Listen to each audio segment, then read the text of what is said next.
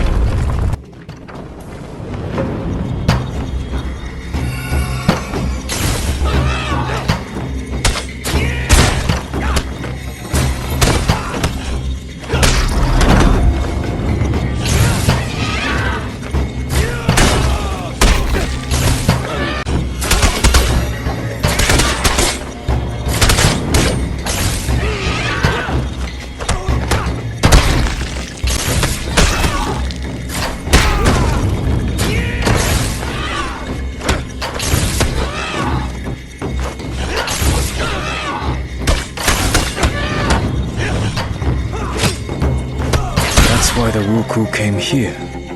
It's not safe to leave the relic here, especially since I killed its protector.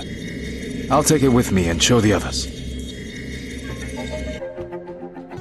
There was no horde, but we managed to find this object. It seems to be made out of jade and looks very old. The pirates probably wanted to sell it to a collector. At the peak of the Wuku power, a huge number of holy relics from plundered temples ended up in the hands of the rich. It's definitely a serious item, since it was guarded by quite an aggressive ghost. Those Taoist priests love nothing more than summoning spirits and casting spells. Interesting. Shuanpai, can you find out anything about this temple and relic? I don't want to wake up one morning with some demon eating my eyeballs. I will try, but my collection of books is quite limited. I will let you know if I find anything.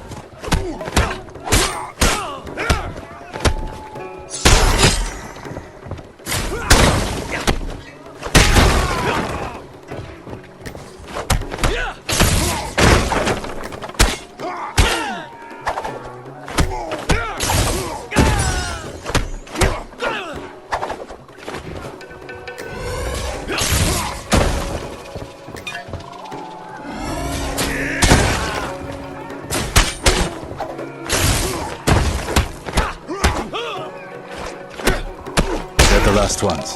Time to go back. The Wuku have set fire to the building.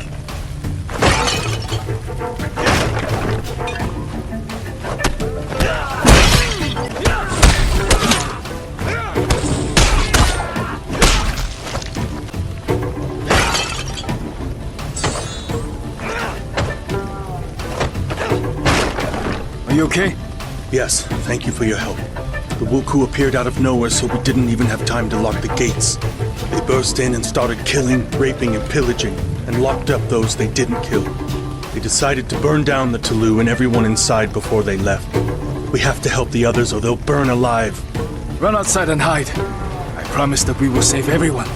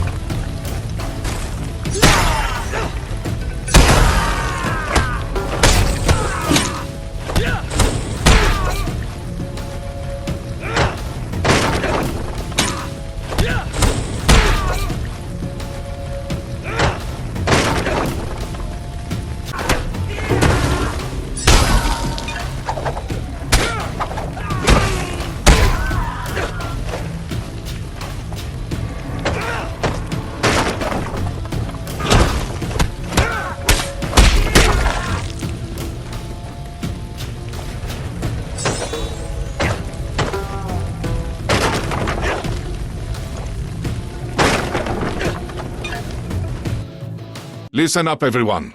As you've probably noticed, the local authorities are still doing nothing. As if it's ever been otherwise.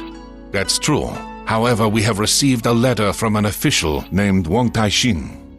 He has arrived from the capital to act as the censor and to restore order to the province.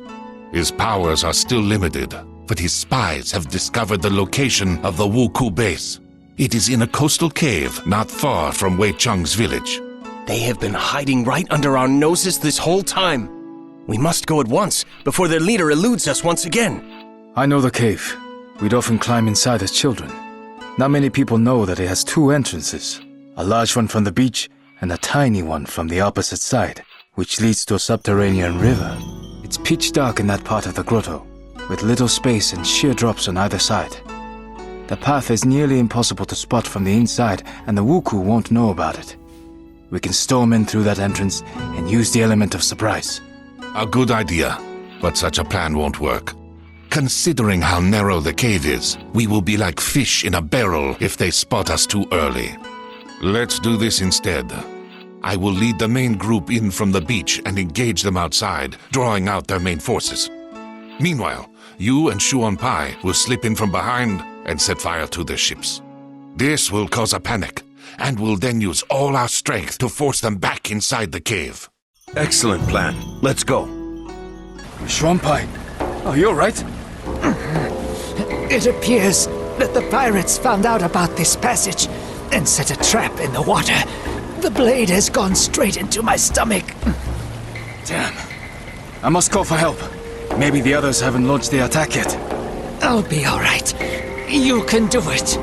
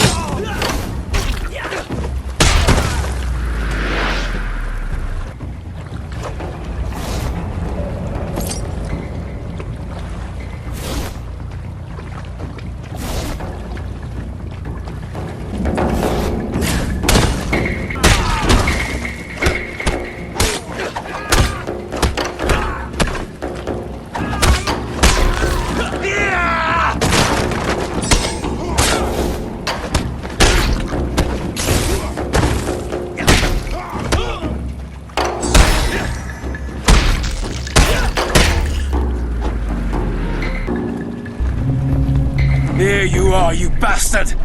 You won't get away from me now! I was not going anywhere. Wait, you're a woman?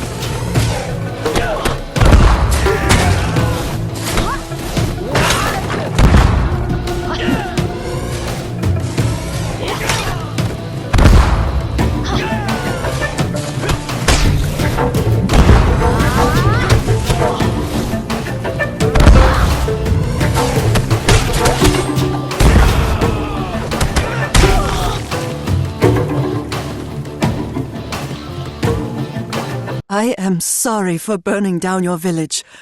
I had no choice. A few years ago, a bloodthirsty tyrant appeared in my homeland, who had decided to conquer the whole country.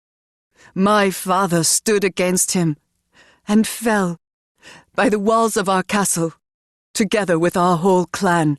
I wanted to launch myself at my foes and die for my family's honor.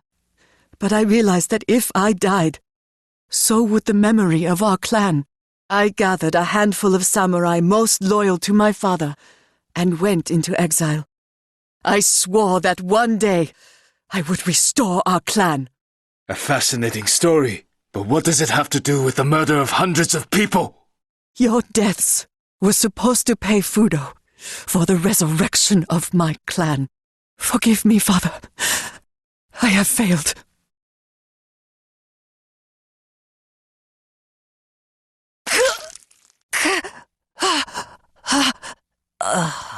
Before she died, she said that someone called Fudo promised to resurrect her family in exchange for people's lives. Fudo is a Japanese deity, believed to cast out demons with fire.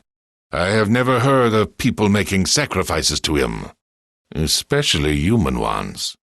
Do you think we're dealing with a cult? I don't know yet, but something tells me that there is a person behind the name. Master Zhongfei, I would like to speak to you. You have taught me a lot since I've been with you. How to move during a fight, how to strike, how to center my chi, how to breathe, and even how to fall correctly. I've almost completed all the tasks set by Master Guanli, from defending villages to washing these blasted floors. And now you want to take the monastic vows and become a student monk. Am I right? I won't argue with that. You're quick to learn, you train hard, and already fight better than many Shaolin monks. Yet I have one question for you. You have finally gotten revenge on the person who killed your grandfather and burned down your village. How do you feel now? For me, she was evil incarnate. Every day, I imagined how I would take her life with my own hands. I wanted her nearest and dearest, people I never met, to die a painful death. You probably expect me to say that her murder didn't change anything, that I don't feel any better and other such banalities. However, I do feel better. Although not because I got my revenge. She was only human. She committed all these murders because she was unable to accept her father's death. I feel better because I was able to discard my hate towards her and feel sorry that she is dead. You have changed much since we first met, Wei Chang. Well, I agree.